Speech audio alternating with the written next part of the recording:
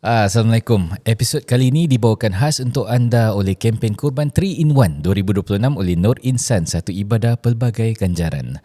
Bayangkan, dengan satu penyertaan kurban, anda bukan sahaja melaksanakan ibadah kurban tapi juga menyumbang kepada wakaf, pendidikan madrasah dan pek makanan untuk mereka yang memerlukan. Itulah maksud sebenar One Prize Multiple Rewards. Dengan pilihan lokasi seperti Indonesia, Bangladesh, Afrika dan juga Mekah, anda boleh lakukan kurban serendah $79 sahaja sambil memberi impak yang lebih luas kepada ummah. Lebih menarik, setiap penyertaan akan menerima e-resip, e-sertifikat, laporan lengkap dan gambar kurban sebagai bukti pelaksanaan. Kalau anda nak kurban tahun ini dengan lebih bermakna, lebih berimpak, inilah peluangnya. Untuk maklumat lanjut, boleh layari nurinsan.sg/kurban2026 atau WhatsApp mereka sekarang.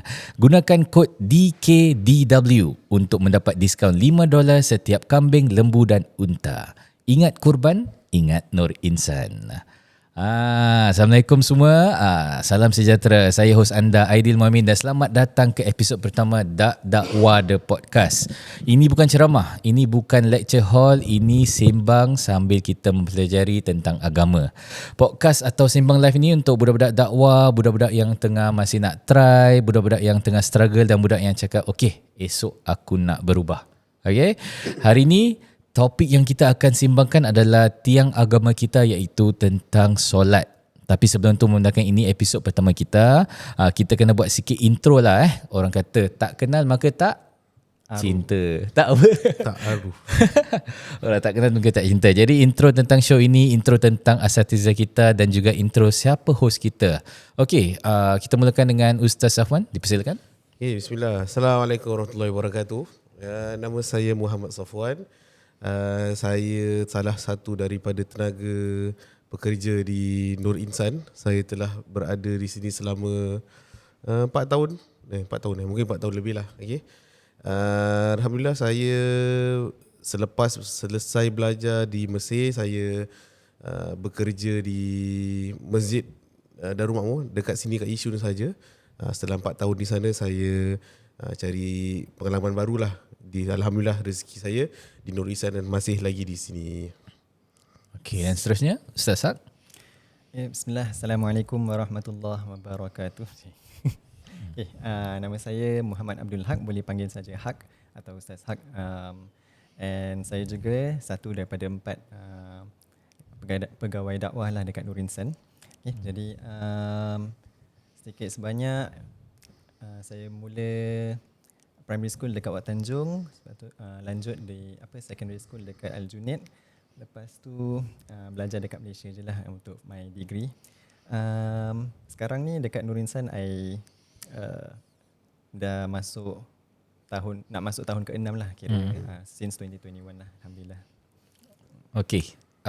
Saya host lah Aidil Muhammad. Saya pun nak kena intro juga kan. Saya host Aidil Muhammad. Saya juga pekerja tetap di Nur Insan juga sebagai media officer, dan ini masuk ke tahun kedua. So I'm in charge of all the anything video content or any content lah for Nur Insan. That's why I introduce this podcast untuk lebih senang sampaikan dakwah dalam cara sembang dan santai. Okay, insyaAllah. Tapi kenapa nama dakwah? Anybody can explain not? Budak-budak dakwah. Budak-budak dakwah. Sebab kita ni kira masih budak-budak. Although kita ni dah bapak budak. Betul. But kalau in terms of comparison to all the other maybe pensyarah atau asatizah, kita masih budak. We're still learning as well as we are trying to teach as well lah, from what we can. Okay, sebelum kita masuk ke segmen yang seterusnya, segmen pertama, iaitu Dark Conversation, kita nak tanya tentang bab solat ni. Okay, Ustaz, boleh kenalkan kepada pendengar atau penonton apa itu solat? Bismillah. So just a very brief introduction pasal solat. I think kita semua tahulah sebagai orang Islam, solat ni adalah tiang agama atau rukun Islam yang kedua. Kalau dalam kita belajar dekat kitab-kitab fikih, solat dia punya definition, literal definition dia, lugatan dia adalah doa sebenarnya. Okay? Solat tu literally is doa. Tapi dari istilah fikih, solat itu adalah sesuatu ibadah yang bermula dengan takbir dan akhir dengan taslim atau Ataupun Allahu Akbar start, Assalamualaikum. Assalamualaikum tu dia punya end. Okay. Okay. Itu the most basic punya answer lah apa tu solat. Tapi of course kita tahu yang sebagai orang Islam, kita ni hamba kepada Allah, dan sebagai hamba this is our main act of worship lah, solat tu. Untuk kita connect dengan Allah SWT. So I've always have this question nak tanya, solat kan, kita sekarang ni kita dah tahu solat, kita ada rakaat, different rakaat for different fardu etc. Tapi sebelum kita all this solat diintroduce, the current solat that we know of, orang-orang yang dulu tu macam mana dorang solat? Do you guys have any idea? I think you pernah tengok tak video orang Yahud, orang Jew, ataupun orang yang Nasrani, orang yang ada Kristian tapi yang ortodoks punya lah. Kalau you tengok diorang punya cara solat tu macam similar sikit tau. You pernah nampak sekarang ni, kalau ingat betul lah, diorang still angkat tangan diorang, and diorang do rukuk juga.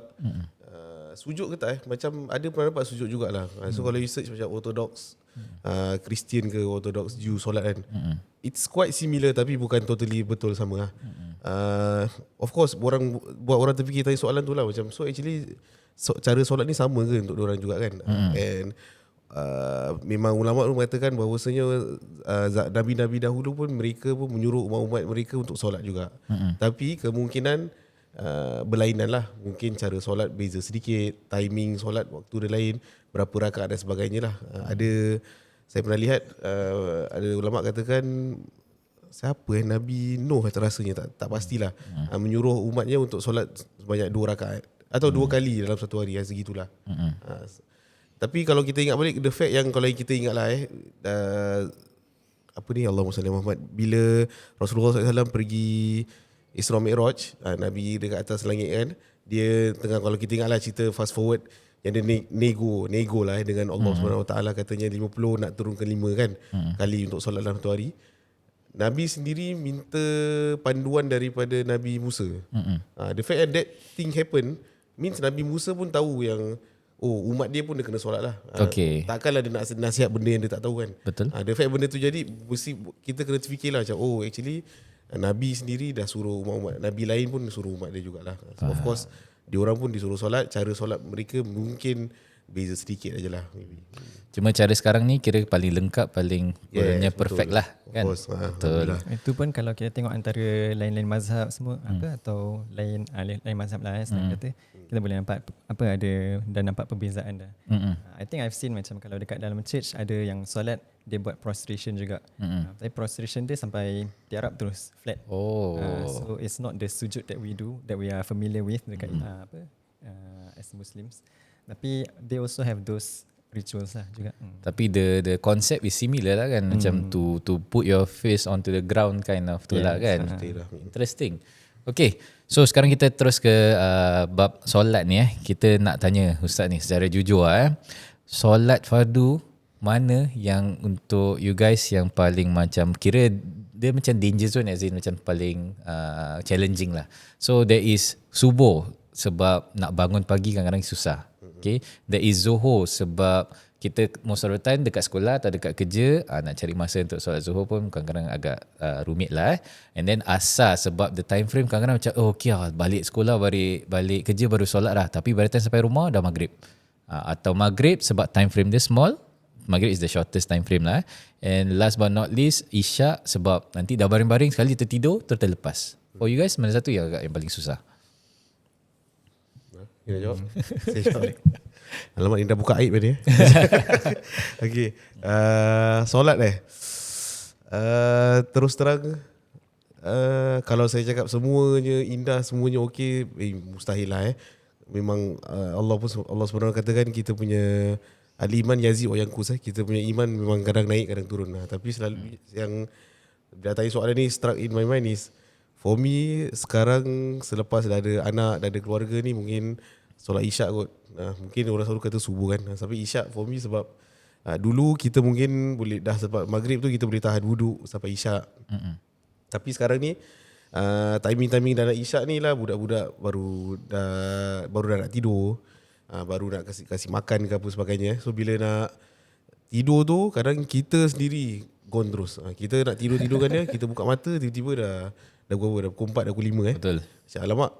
Nanti macam itu pukul 5 nasib lagi. Kadang-kadang saya pernah bangun tu lagi 5 minit dah nak subuh.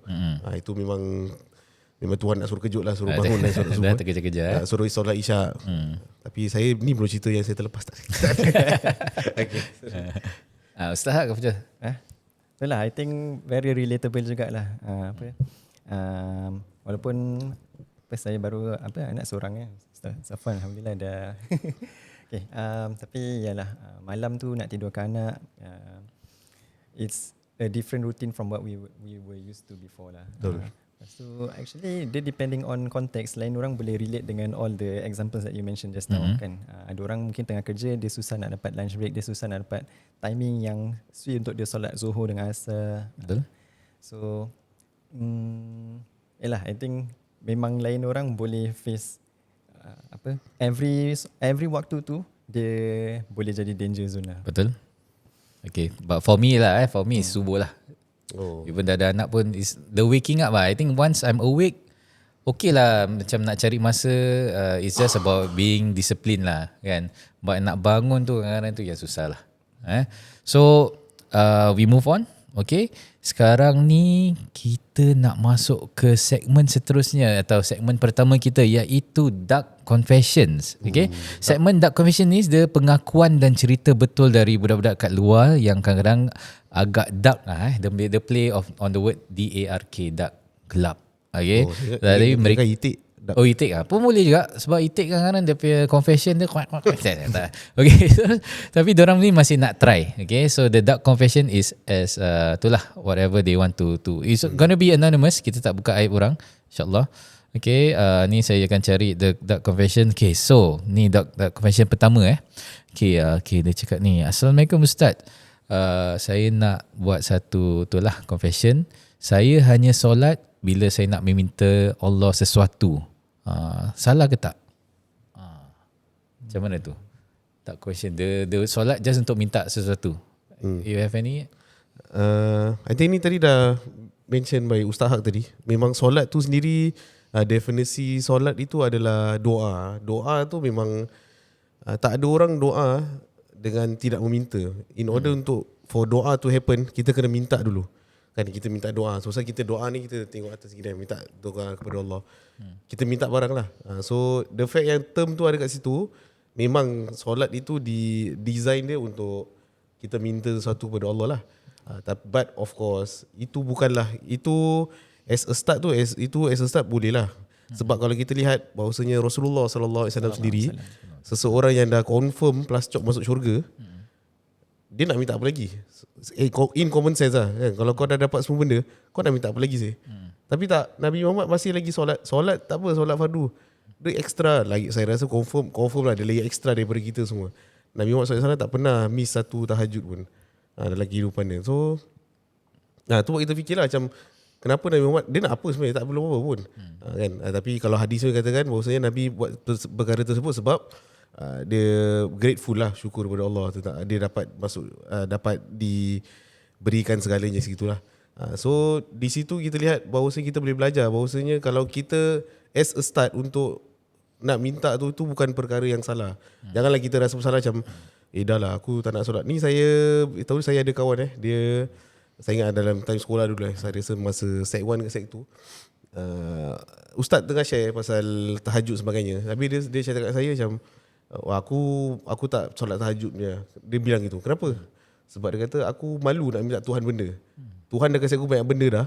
Aku malu nak minta Tuhan. So aku macam spesifikkan solat ni untuk aku minta benda daripada Tuhan. Saya pun fikir macam at that moment masa budak kecil kan, common sense juga betul juga Tapi bila dah tanya ustaz, itu perkara, itu mindset yang salah lah sebenarnya. Sebab you dah restrictkan diri you. Memang Tuhan tu suka orang minta benda pada dia. Kau nak minta pada siapa lagi? Nak minta pada jin, minta benda-benda lain ni semua, kita tak akan puas hati sebenarnya. So kalau kita nak minta Tuhan tu, that's the best way untuk kita, the best person, the best source untuk kita minta from lah basically. So yeah, I mean let's say touching on that macam as compared to meminta, as compared to somebody yang solat 5 waktu tapi do it as a routine, like how is that better or not, because macam dah become a routine? Susah nak cakap better ke tak. Pasal for me tu dah nampak macam two opposite ends. Satu yang solat, dia cuma solat bila dia nak minta benda je. Kan maknanya dia dah, hati dia dah hadir. Dia solat tu memang nak minta. Lagi satu, dia solat as a routine tapi mungkin I think from the description macam robotic lah kan. Macam it's just a routine. So tak ada any internalization, tak ada reflection bila dia solat. Tapi in terms of hukum, ni hukum je nak cakap mana yang better tu wallahu alam lah, kita tak boleh judge. Tapi dari segi hukum, orang yang solat setiap dia tak miss waktu tu, maknanya dia dah tunaikan kewajipan lah, dia tak berdosa. Tapi cuma dia kena work on dia punya khusyuk, dia kena work on dia punya rohani dia lah.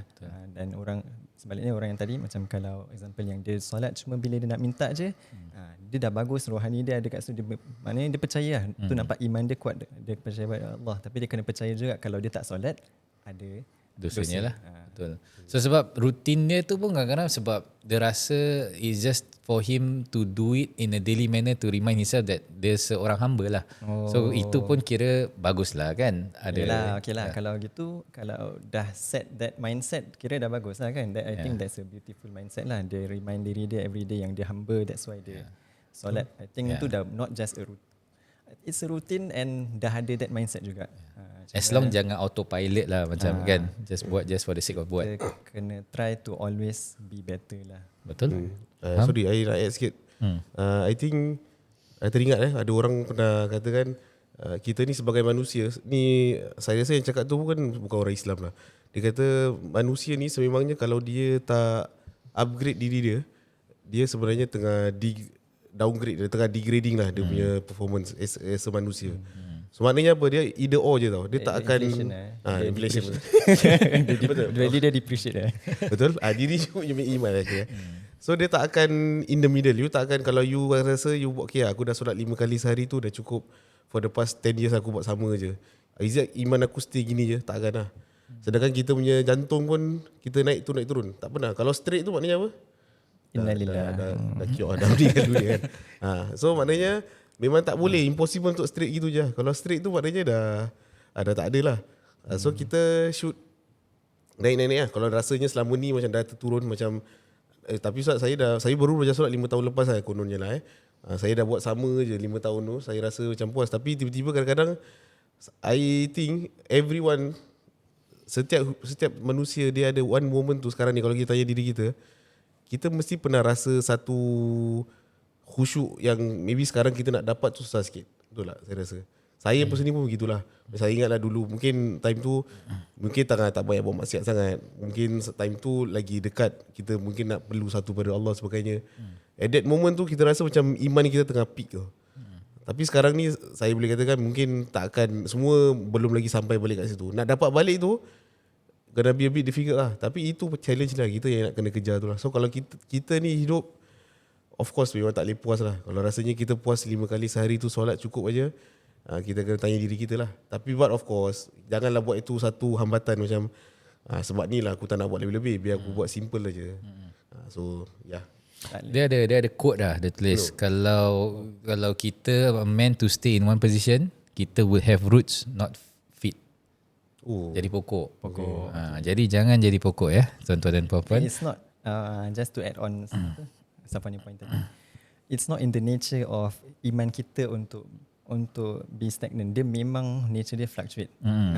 So the beauty is in the bouncing back bila kita jatuh tu. Pasal ada hadis juga yang Allah SWT, hadis Qudsi ke hadis the meaning of the hadis basically is that memang Allah what Allah expect from kita is definitely not perfection.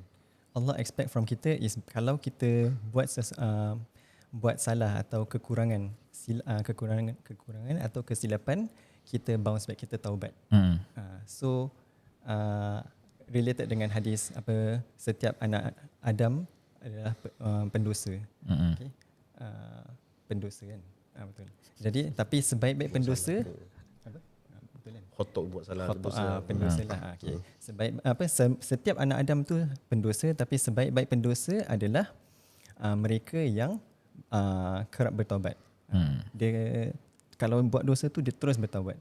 So meaning kita punya solat pun bila kita rasa tengah low it's yang kita nak kena cuba kerjakan tu bukan nak always maintain at the high, it's untuk bouncing back higher.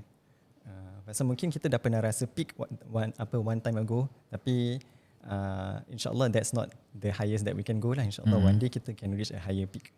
So kita kena always try lah. Okay, betul. Saya setuju. Okay, so the next dark confession is, okay, Assalamualaikum Ustaz. Bila saya keluar, saya tak solat sebab tak ada masa untuk nak stop and solat. Tapi bila saya balik, saya kadak semua solat saya bila saya dah balik. So, apa pendapat awak? Kira bolot semua dalam satu. Boleh semua satu lah. Makan buat gitu tak?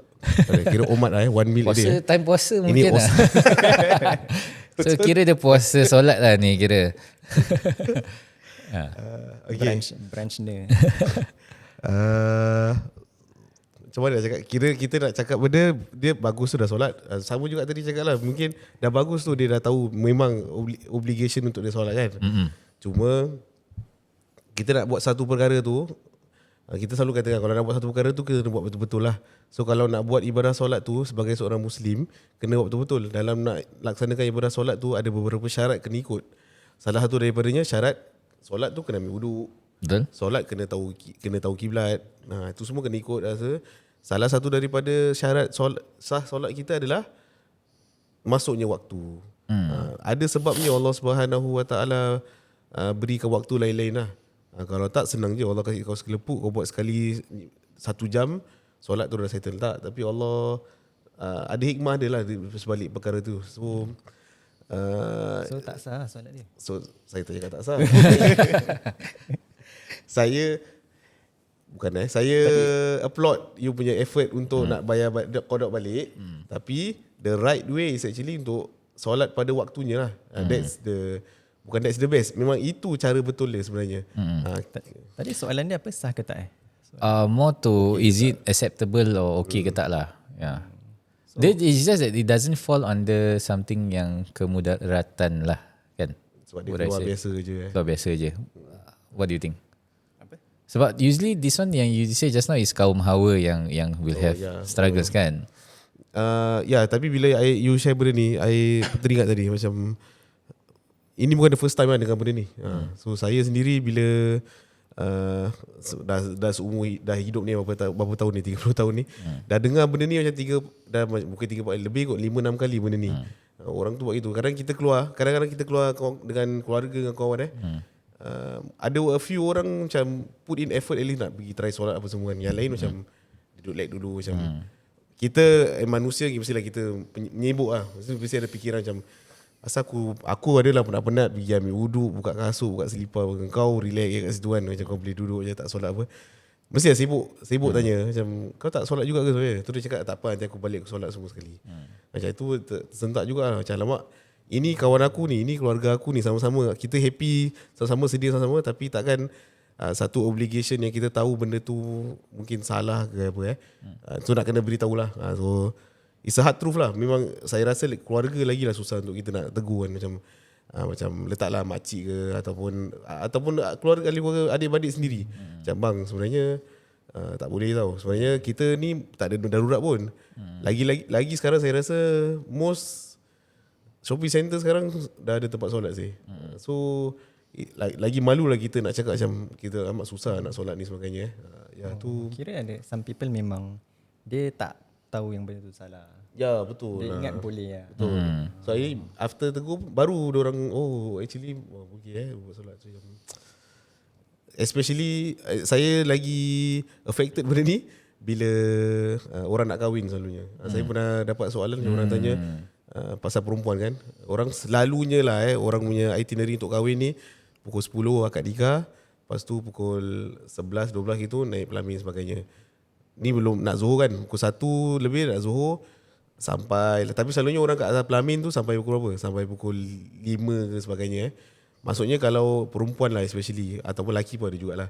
Kalau nak ambil wuduk tu maksudnya apa? Kena buka Makeup dan sebagainya. Itu benda berat yang benda berat lah untuk mereka kan. So you nak buka makeup tak apa, nak pakai balik tu yang masalah dia lain. Because that day is like diorang ada time constraint lah kan. Yes, of course.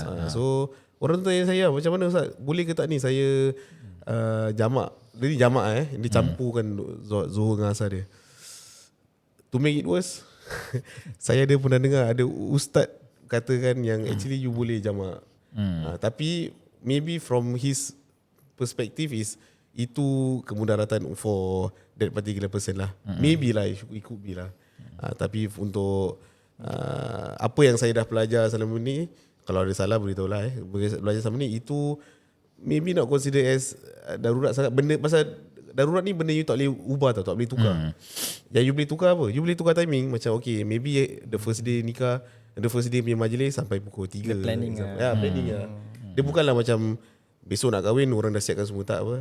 I think So meaning sebab dia punya effort untuk pre-plan dia punya itinerary, itu yang dia effort dia kan kat situ lah. Betul. Itinerary dia maknanya bila dia tukar kan nanti tukar baju salin time salin tu mungkin boleh solat lah kan. Betul.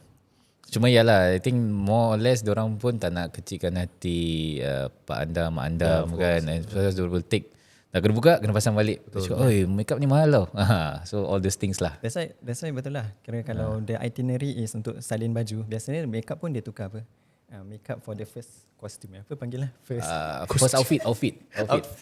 Dengan mereka akan tukar dia akan touch up makeup dia kan. Betul. So I think in between that's where you can selitkan untuk solat lah. I think dalam sejarah rumusan, kalau benda yang you can control, you can change in terms of scheduling etc., I think it doesn't fall into something that is darurat lah kan. Okay, faham? Okay, seterusnya sebelum kita masuk ke segmen seterusnya iaitu betul ke tak, kita ada sedikit advertisement. Tapi sebelum tu saya nak cakapkan, kita ni dari Nur Insan. Okay? Nur Insan adalah sebuah pusat pendidikan Islam percuma yang telah wujud selama 10 tahun. Sekarang mereka atau kita mempunyai sebanyak 1,300 pelajar di bawah program madrasah percuma. Tak lupa juga ratus-ratusan pelajar dewasa dalam kelas fardu ain mingguan. Kini Nur Insan perlu pertolongan anda dalam bentuk dana supaya mereka boleh teruskan perkhidmatan ini. Dan antara satu perkhidmatan yang Nur Insan buatkan adalah korban yang akan datang. Okay. So kita akan play korban punya advertisement untuk anda. Enjoy.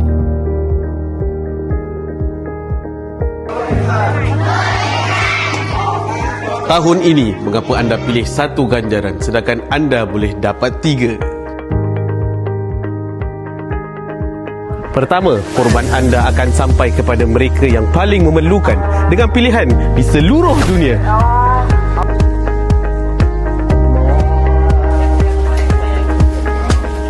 Kedua, sebahagian daripada yang menyokong pendidikan Islam percuma untuk lebih 1,300 pelajar di Singapura melalui Nur Insan.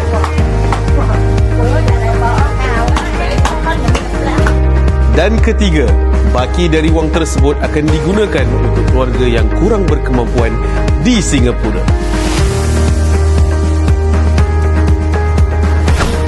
Harga yang sama,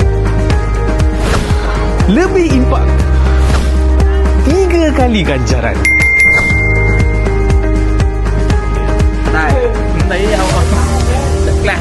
Kami namakan ini korban 3 dalam 1. Bukan kopi ya.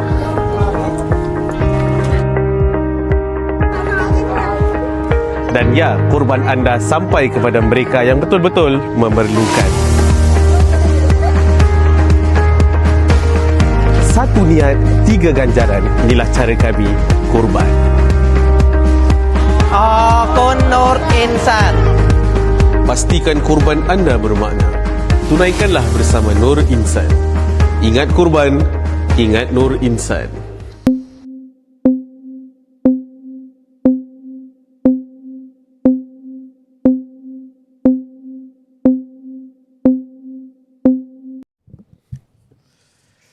Okay, so ada orang komen, are you the principal? Bukanlah, kita bukan principal, kita sebenarnya pekerja je. Saya ada prinsip. Prinsip lah. Kita banyak prinsip lah. Betul. Okay, sekarang ni kita akan terus ke segmen seterusnya, iaitu betul ke tak.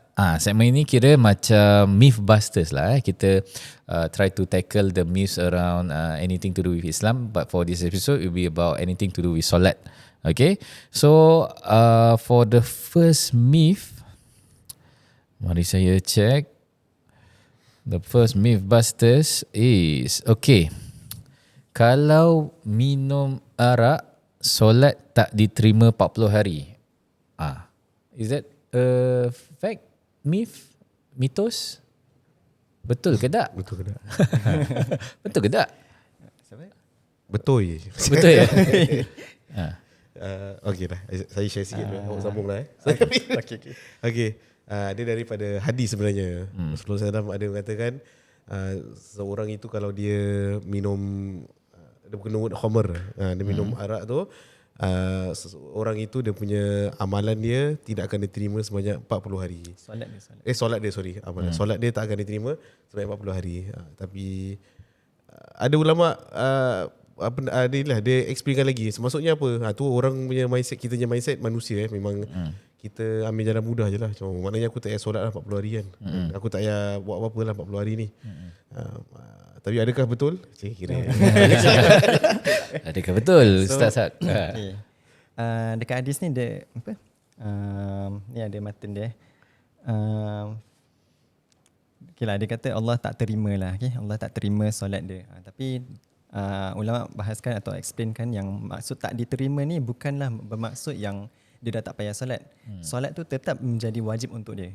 Dia punya obligation of solat still remains. Tu still default. Cuma acceptance of solat tu maksudnya apa? Mungkin apa ulama tafsirkan, mungkin kefahaman dia adalah pahala dia kita tak dapat. Kalau kita jadi tu macam mungkin it's a kafarah dia lah, atau punishment. Macam bukan punishment dia punya consequences of minum arak tu kan. Jadi lepas tu dia tetap kena solat, tapi 40 hari dia tak dapat pahala solat. Faham. Okay, tapi dia still tetap kena solat. So kalau dia tak solat, tambah lagi lah dosa dia. Betul. Tambah dosa tak apa. Tapi bukan tapi, satu hari nanti kalau dia dah menyesal, dia nak taubat, dia kena bayar balik solat-solat yang dia tak buat tu. Daripada maksudnya tambah lagi lah you punya kerjaan. So yalah. So but of course, janganlah buat ni satu penghambatan lah. Janganlah macam aku dah buat salah terus lah. Tak. Okay, selagi boleh berhenti, selagi kita tersedar benda tu salah, maknanya Allah dah tengah nak kasih hints lah, macam patah balik kat aku kan. So daripada kita terlepas semua terus, janganlah kita ambil, walaupun dapat ambil sikit pun, that's the best way lah. Okay, I think bukan nak kata apa. Okay, okay. Dia punya larangan, okay, perintah larangan apa ni, minum arak tu, okay. Bila one of the process of arak menjadi haram zaman Nabi, dia bukan bila nak apa Islam ada arak terus haram, tak. Okay. Maknanya ada di kalangan para sahabat yang zaman Nabi, dorang orang Islam, dorang minum arak, and time tu belum haram. Betul. Okay. Jadi it went through a process pasal understandably it's dah jadi macam a social norm and it's an addiction for some people. So it's definitely not easy to stop. So one of the process of dia jadi haram tu adalah Allah SWT turunkan ayat, janganlah dekati solat bila kau dalam keadaan mabuk. Kalau mabuk tu jangan solat dulu. Kasih sober dulu baru solat. So I think it shows hikmah kenapa arak tu diharamkan, pasal kita tak sedar apa kita buat time kita tengah mabuk tu. And time kita mabuk, kita boleh buat banyak lagi benda yang dilarang. So it's one larangan to prevent other bad deeds juga. So I think for someone yang mungkin dia in the state of susah nak berhenti, dia kena really do it for the sake of Allah and understand that it's not a process yang dia kena rush, dia kena stop bila. Dia kena try as much as they can, tapi even sahabat pun zaman dulu needed time to adjust, to recalibrate. So So it should be a motivation lah for them, not a macam discouragement. Kita bukan tengok orang minum arak tu automatic judgement kita tak boleh. Oh ini orang rabak gila, orang Islam minum arak rabak gila, tak boleh. Ya, to touch on the yang solat tu lah kan. Ada orang cakap solat tu bukan hanya untuk orang yang baik tapi orang yang nak jadi baik. Betul? Betul. Orang yang dah baik pun nak jadi baik kan. Betul. Jadi solat je okey lah. Gitulah. Okey, seterusnya betul ke tak yang kedua? Lepas solat kita nak kena lipat sejadah. Kalau tak syaitan akan duduk. Betul ke tak? Masya-Allah. Bagus lah kan kalau syaitan duduk dia boleh solat sekali. Bentang satu rumah saja dah. Jemaah terus. Senang kan nak mengislamkan syaitan. So betul ke tak macam tak je? Apa dia? Sekali lagi ini benda ni pun tu lah, saya rasa bukan first time juga semua orang dengar. Mungkin ada lah pelusuk-pelusuk mana ada macam pernah dengar daripada orang tua ke, pada keluarga ke apa Saya pun dahulu masa baru menikah apa sebagainya, memang bila kita dah habis solat tu saya selalu membiarkan dia je. Isteri saya pun cakap macam, tapi dia cakap tu main-main lah, kita ketawa lepas tu. Kata macam, so saya pula first time pula dengar benda tu. Macam ada orang percaya gitu macam, ada orang percaya religiously tau, macam kena lipat terus. Banyak. Campur lain macam apa. Macam saya pernah dengar lagi, kalau letak galah dekat luar, malam-malam kalau tak jemur jangan letak galah kat luar. Kenapa? Benda tu bergayut kat luar ni. Aduh, nanti dia duduk kat atas lah kan. Macam ada. Itu benda-benda tu lain lah. Itu mitos saya betul ke tak. Tapi yang confirmnya adalah tak adalah. Okay, kalau sejadah tu lah lambang setan untuk duduk, dah berapa banyak dah setan Islam maknanya. Kita pun dapat pahala. Betul? Betul. Okay. Saya nak selit sikit. Saya please. macam risau sekarang ni sikit sebab kita orang Melayu, Singapura especially, kita dah dimomok-momokkan solat ni dengan hantu pula. Saya tak tahu sebab saya baru juga tengok video last few days. Orang nak solat malam, orang solat tempat gelap sebagainya.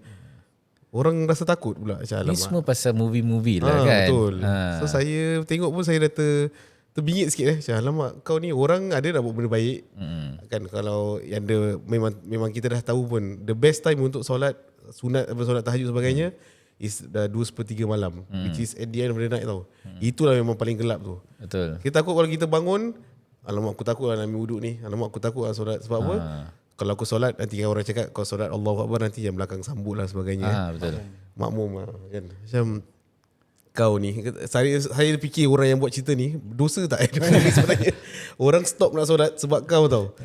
So kita betulkan dia lah. Kalau lah na'udzubillah, kalau lah ada benda tu pun, kemungkinan sebab kita ni mungkin dah jadi baik lah, benda tu nak kacau-kacau sikit sebagainya. Memang nak jadi baik ni banyak benda kacau, banyak pelusuk. Tapi janganlah buat tu sebagai satu hambatan, dan janganlah terinfluence sangat, senang sangat. Lagi-lagi semualah orang nak buat cerita seram ni senang aja kan. So kita yang consume ni dah consume kat situ, stop situ je. Jangan sampai ter-affect kita punya amalan harian lah sebagainya lah. Hopefully lah. Sekarang lagi with all the social media and all, bila diorang share all these snippets je, orang tengok that scene je, lemak, dah start takut. And aku cannot deny, aku pun kadang-kadang ada terasa juga lah. Sebab because of that, dah nampak kau, kalau orang tu nanti tengah sujud tengok belakang sikit, lemak, terus tak khusyuk sih. So public service announcement to all the writers, directors dekat luar, kita try lah, kita buat macam cerita kelakar pula lah, tak mau cerita seram lah, pasal all these things. Think of the consequences. Think of the consequences. Cerita makan tak sama belacan ke apa, cerita Piramli. Cerita apa? Cerita Piramli lah kan. Okay, tak apa. Okay, sekarang nampaknya kita tengah ada singkat masa sikit. We will go to the last segment of the day, which is Q&A. So this segment Q&A, kita akan membuka ruang kepada semua yang masih berada bersama kami di TikTok Live. Kalau ada anda semua ada soalan tentang solat, boleh tanya, kita boleh jawab. Sementara itu saya akan terus refer to some questions that has been asked to us before, some through other socials seperti Instagram, ada yang juga tanya through Dear Ustaz dan seterusnya kan. So kita ada satu soalan ni, if let's say kita tengah solat habis solat tu let's say waktu asar tu pukul 4.04. Kita start solat Zohor 4.03. Tengah solat Zohor 4.03 tu alali dah masuk ke waktu asar. Solat tu masih sah ke tak? What do you expect solat 403 confirm kan? Unless they boleh complete 4 rakaat in 1 minute which is Betul juga. Tapi itu dah jadi masalah yang lain lah kan. So apa? Okay, I think okay lah. Kalau to be fair ni, it's a common practice juga. It's not uncommon practice lah. Kan? Memang I think ramai yang solat hujung waktu. Maybe the most common reason is dia nak combinekan solat Zuhur, lepas tu terus masuk waktu asar, nak solat waktu asar. Okay. Solat ni by default kita panggil dia kewajipan yang ada window period. Ada kewajipan ni ada 2 cabang lah, okay? Dalam fikir. Satu wajib yang immediately, satu wajib yang you have a window period. So solat ni kita memang boleh, dalam mazhab Syafi'i kita ada choice untuk solat lambat sikit, not exactly bila azan tu terus solat. Dalam mazhab Syafi'i diberi kita ada that time lah to play with. Tapi kalau dia dah dekat sangat ke hujung akhir waktu tu, dia dah boleh menjadi wajib untuk kita solat immediately. What time dia jadi wajib untuk kita solat immediately tu, I'm not sure lah. I cannot really specify lah. Mungkin 10 minutes, mungkin 5 minutes. Tapi ada tak any reason yang membuatkan dia a valid reason kenapa dia lambatkan solat dia? Kalau tak ada, mungkin bila dah masuk waktu asar tu dah jadi satu dosa lah untuk dia, pasal dia lambatkan solat dia, even in the middle of the solat. Tapi wallahualam tu kita tak boleh cakap lah. Tapi dia cannot be a habit and they cannot be taken for granted lah. Yeah, because yang for this usually from what aku pernah experience is bila orang solat time-time gini yang diorang suka combine Zuhur dengan Asar is bila diorang tengah kerja. So kononnya diorang punya lunch break is pukul 3.30 sampai 4.30. Kadang-kadang diorang choose itself to have that lunch break just so that diorang boleh solat kedua-dua waktu tu. So itu melambatkan Zuhur just so that dia dapat solat tu. I think would that be counted as something very least permissible? I think that is okay kalau 3.30 sampai 4.30. Means dia kena solat before 4 lah, kan? 3.30 tu dia kena try to solat as early as possible lah. Betul. And then take a short break. Take a short break. And then baru asar. Atau just mungkin wait for 5 minutes before azan asar, lepas tu terus solat asar. Betul, faham. Dia janganlah solat sampai betul-betul kasih salam terus azan asar. Dia tak boleh nak budget macam itulah. Okay, itu dah pushing the envelope lah. I think kena, saya tak tahulah ada hikmah dia lah, bukan bersyukur lah. Kita hikmah dia, kita mazhab Syafi'i, most of mazhab Syafi'i dekat Singapore, kat Southeast Asia ni lah. Sebab mazhab Hanafi yang kena memang wajib solat awal waktu dengan solat jemaah dekat masjid untuk lelaki. Ini memang untuk diorang tau. Diorang memang wajib untuk solat jemaah ni. If you search online, especially dalam bahasa Arab kan, pasal kalau you search fatwa-fatwa bahasa Arab ni usually is Saudi apa semua, and banyak is ikut mazhab Hanafi, Maliki. Especially I think Hanafi lah, if I'm not wrong. Betul lah. Kira dia kasih banyak dalil loh. Dia list out a lot of dalil. Dia kata ini the first 2-3 dalil dia dah cukup untuk to show that siapa yang tak solat on time, siapa yang tak ikut jemaah solat, mungkin dia munafik. Sampai that level heavy level tu. So dia is very keras lah. But I think one of the hikmah untuk kita yang ikut mazhab Imam Syafi'i, dia banyak tekankan dekat fiqh aqliyat lah. Maknanya fokus dia contextualize for minorities. Pasal kalau I think it's fair kalau you are living in an Islamic punya country, the state and the workplace, everyone should cater to Islamic ruling. Memang dia the employer yang sepatutnya responsible to give solat time untuk orang solat. Tapi as minorities, especially here in Singapore, kita it's a totally different situation lah. Faham. So alhamdulillah lah. Okay, next question ni cara duduk bila solat. I think this more to cara duduk antara dua sujud. Okay, dia cakap dekat masjid selalu nampak orang duduk cara-cara dia lain. Mana satu cara yang betul? Atau semua betul tapi ada satu yang paling betul. Which one is it? Okay.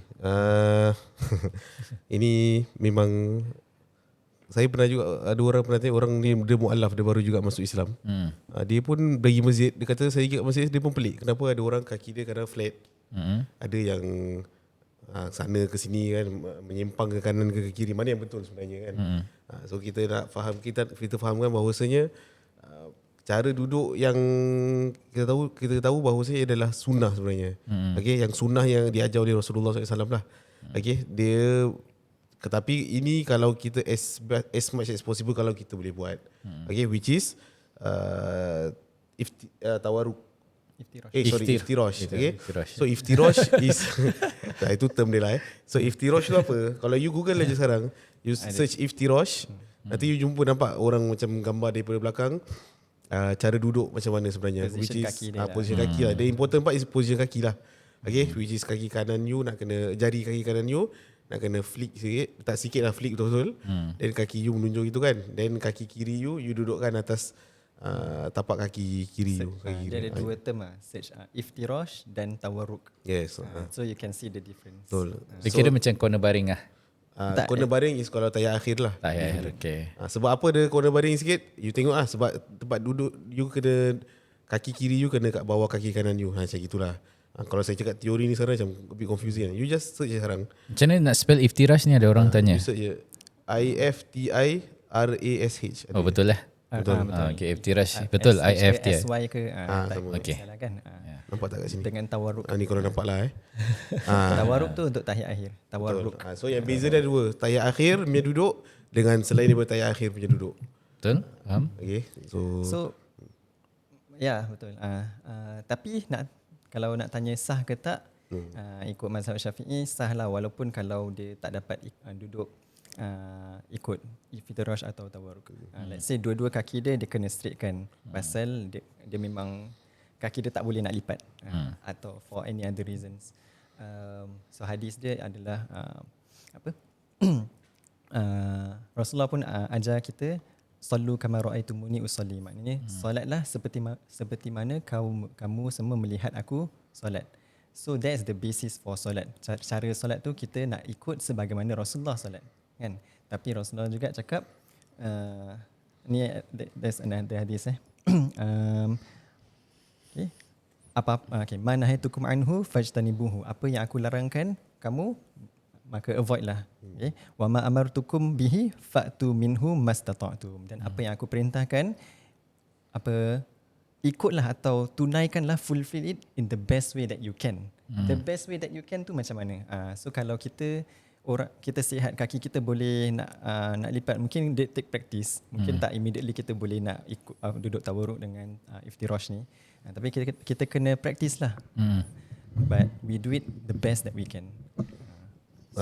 Aku teringat dulu time tengah sekolah, dekat madrasah lah, kita solat Kau jemaah. banyak story time sekolah banyak bagus Tak move on lah.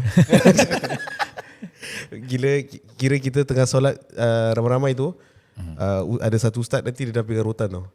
Dia nampak kita semua alhamdulillah semua muda-muda masih sihat kan. Kaki should be no problem untuk lipat-lipat kan. So dia nampak kalau siapa yang duduk tak betul ke apa, dia kadang macam boleh libas lah. Tak kena kaki lah. Kira dia tepuk macam warning duduk warning. betul-betul lah. Duduk betul-betul gini. Mak saya pun sama. Dulu kalau tengah solat pun kalau nampak ni nanti kadang dia cubit ke apa tau bila tengah solat. Masa kecil kan. Sebab apa? Dia kena train dari kecil lah. Kalau dari kecil dah terbiasa sangat duduk lepeh gitu, senang aja kan. Itu bukanlah salah. Tapi kita as much as possible, macam tadi kita solat macam mana Rasulullah SAW sendiri solat. Short answers, kalau tak betul cara duduk, solat masih sah? Sah. Masih sah. Okay, I think timing pun dah tengah tu kan. Kita go with the last question, which is solat validity. If my child with soiled diaper clings onto me or pulls my telekung to reveal my aurat time solat, apa? Game. Asal budak tu main soil tak lah. Okay. Budak tu okay, mungkin dalam soalan ada dua bahagian lah. Satu is anak dia pakai diaper yang ada najis dalamnya. Yang kedua, anak dia tarik kain katanya sampai tu reveal the aurat. Aurat betul. Pertama, bila yang utama kita tahu bila kita nak solat tu, kita kena, salah satu syarat dia juga adalah kita kena bersih daripada najis. Dia bukan sahaja dekat badan kita, dekat baju kita, dekat tempat yang kita sujud dan sebagainya juga. So maksudnya kalau kita ada perkara yang bergantung dengan kita, perkara tersebut adalah najis. Example, kita nak solat dekat sejadah So sejadah ni bila kita letak tu dia bersih. Bila tengah solat tu halfway ada tai burung jatuh dekat sejadah itu. Masih boleh tak kita sujud atas sejadah tu? Sebenarnya tak boleh lah. Kalau boleh, kalau you boleh shift ke kiri ataupun keluar daripada tempat sejadah tu, tu bagus lah. Tapi tak adalah you kena, alamak ni burung batal tak, you ke tepi, solat. Mana yang selagi mana you boleh lepaskan benda tersebut, okay. So ini similar dengan perkara ni lah. Macam anak tu sendiri, kita tahu kalau kita rasa dia tak ada najis, tak ada apa lah. Tapi kalau kita dah confirm dia tengah panjat atas kita, dia lalu sikit bau, alamak ni dah bau najis berat kan. Najis berat tak ada. Ini dia baru buang air besar lah. Kita tu alamak, as much as possible kalau kita boleh dapat letak budak tu ke tepi sebagainya, okey lah. Kalau dia masih lagi panjat, kita setiap kali tu kita cuba nak ke tepikan lah. Tapi jangan sampai kita buang apa lah sebagainya. Yang tak bolehnya adalah kita dah tahu dah ada najis, kita angkat lagi budak tu, kita dokong je oleh. Maksudnya kita tak ada macam put in effort untuk nak jauhkan daripada najis tersebut lah. Itu pertama lah. Kalau selagi mana kita boleh elakkan, kita elakkan. Tapi rules masih apply. Janganlah sampai lebih daripada 3 pergerakan dan sebagainya tu lah. So selagi mana kalau rasa macam anak tu tengah nak buang air dan sebagainya, kalau kita boleh cibuk lah bahasa kasar cibuk dia dulu sebagainya, cibuk dia dululah. Baru kita laksanakan solat dengan minda yang tenang sebagainya. Kadang memang perkara-perkara dengan budak-budak ni memang perkara yang kita jangan ambil remeh-temeh sebenarnya. Sebab kadang-kadang kita rasa macam alah ni budak je, tak ada apa-apa lah sebagainya kan. Kita pun selalu dengar hadis yang Nabi Muhammad SAW bila budak panjat atas dia, Nabi biarkan aja. Kan, so orang cakap macam apa yang kita buat rasa budak tu tak ada najis, tapi kita kena ambil secara asal daripada dalil tersebut lah. Dia bukanlah cakap kat situ budak tu najis sebagainya. Kita kena bukan assume lah, kita kena faham mungkin lah budak tu memang tak pakai diaper pun, dia memang suci dan sebagainya lah. Itu first part lah. Kalau nak jawab yang part aurat tu, kalau dah tertunjuk aurat, just tutup balik is considered the okay kan? Betul tak? Dia tak terus batal lah solat dia. Unless dia yang sengaja. Ni yang komen ni tadi cakap pasal tawaruk. Ni is a good comment actually. Seram sikit bila duduk tawaruk, lepas tu orang sebelah duduk kat atas kaki kita.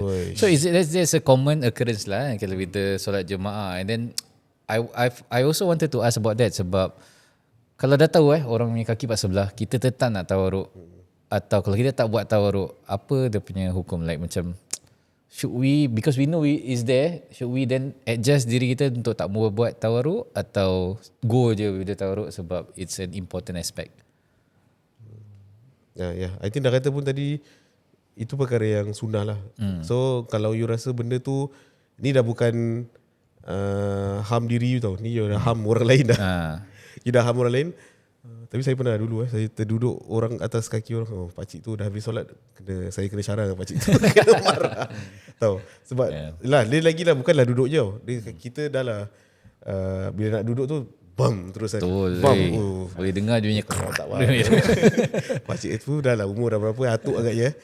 So janganlah sampai gitulah. So I think kita dah besar, dah tua ni, kita dah boleh gauge macam ni macam sempit ni tempat solat ni kan. Tak apalah, kita utamakan solat berjemaah tu lah. That's the beauty of solat jemaah lah kadang-kadang.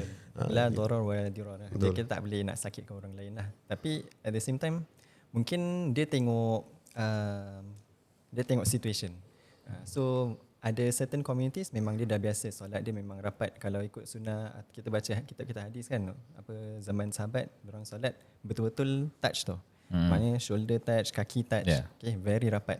Sekarang kita, our community tak biasa dengan benda tu. Betul. So mungkin in some community yang bila dia duduk atas kaki sebelah, dua-dua duduk tawaruk tu, but tak sakit lah, tak sampai sakit, tapi diorang okay with it, then dibolehkan lah. Faham. So kena judge dia. Dah jadi kebiasaan lah.